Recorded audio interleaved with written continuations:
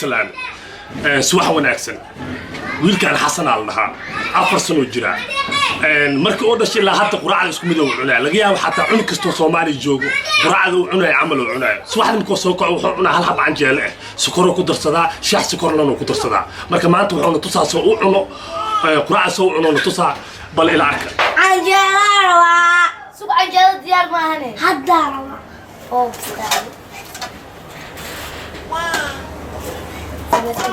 salaataay واتنا هو وحير كدرسو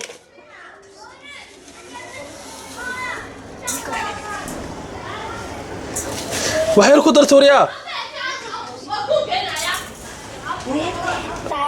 انت اسماير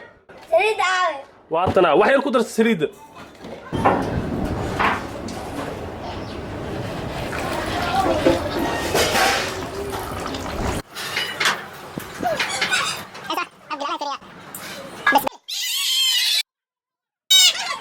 والله ما قلت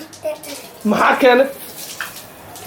سكرت واجي على لعنت لونا عنك لا هو اسمه قلدنا ابي اسمه قلدنا قراعد وعناي بس قلد marka hadii si loo fiirino quraacda oo cunay qalad ma ahano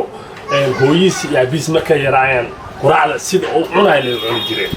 marka hadda cunigi waxa waa soo boobooday waa aragtay meesha oo koraa iyo waxa uu sameynaa dhibkaas dhan waxaan keenayaa sokorta keenayso laakiin hooyis iyo abis ma ogo sokorta waa cudur iska daaya